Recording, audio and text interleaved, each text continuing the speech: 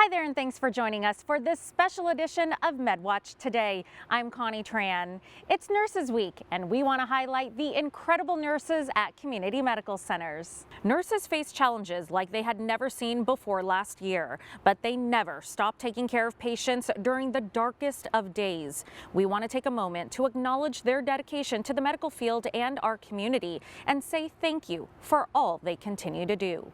2020 was a year no one expected. For those in healthcare, it was a battle like no other, a battle they continue to fight every day. We asked 3 nurses to give us a glimpse into their world and share how they have handled the challenges over the last year. Meet Diane, Skylar, and Ashley. Diane Ray is a registered nurse at Fresno Heart and Surgical Hospital. Registered nurse Skylar Stelfox works in the intensive care unit at Community Regional. And Ashley Alarcon Arias is a registered nurse in the surgery department at Clovis Community. A year ago, we were chasing an unknown enemy, and everything was changing. It was an ever-changing environment full of fear. And that changes things, and that changed everyone and how we had to interact with our patients. Not only could we now not hug them, we had to keep a physical distance. Being that gap, the bridge between, for the patients, because they weren't allowed to have their family members there. So that I felt like was a challenge. Constant changes with policies and procedures especially with surgery, on how you go about different procedures if a patient is positive, if it's a rule out. Getting the first confirmed, I remember that, getting a report, I was on night shift at the time, and getting a report, oh, COVID confirmed. And I was like, whoa, oh, this is here. This is real. And after that, it's just everything happens so fast, of moving people out of the unit so they don't get exposed, reinforcing, educating, PPE, all kinds of stuff just to protect staff, and learning how to effectively treat COVID. And that's a whole start. And the world was going through it, a year ago, and trying to understand how we can get through this. We have had patients come in who did test positive for COVID. I can tell you, one of the hardest was 92, 93 years old. And again, we work in a heart failure clinic. So I had seen this lady and taken care of this woman many times over the last several years. She wasn't just a patient to me. She was somebody I knew and I cared for and loved, and knew her family. And she came in emergently one night in heart failure, and we assumed it was just heart failure. She came down with an acute case of COVID, and she was coughing all over me, and I was holding her and helping her.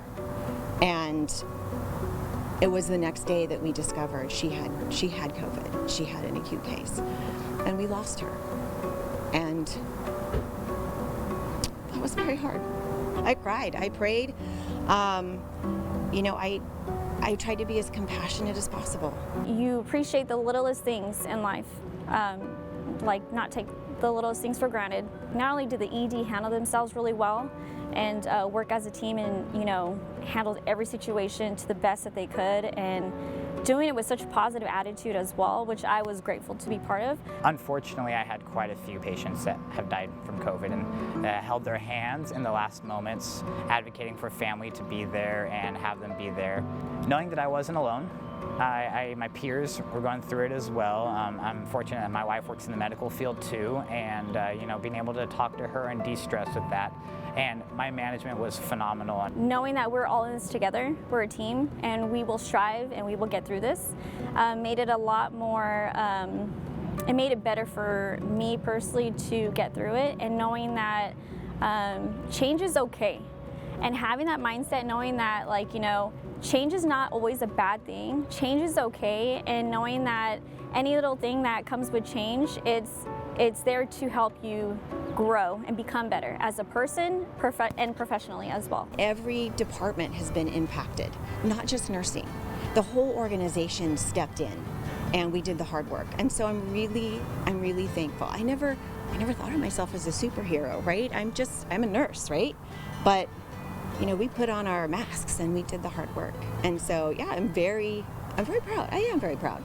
I'm here as a nurse to care for these patients. Yes, I can be selfish and I can hurt, but I got to take care of this particular person. I got to keep pushing forward. I got to keep working on making sure they can get out or try and help them get out and get better and just continue walking forward. I'm so proud of our staff. I'm so proud of the nursing organization. I like to say we put on our capes and we did the hard work. This is an honor to be in this position and to not only have like the dream job that I've always wanted, but to be surrounded by an amazing group of people that I get to do this with. You know, this is a blessing, and the lives that we all get to be part of and be a story of, like, you honestly can't put that into words. It's hard to put into words how grateful I am, and thinking of everything that I've gone through to put me in the path to be able to be, one, in the ICU during the hardest hit that anybody's ever seen in an extremely long time, so this pandemic, and being able to be there to say, hey, I am doing my all to try and give everything that I can. We rose to the challenge, and we did the hard stuff, and we did it together. So I'm very thankful and I'm very proud.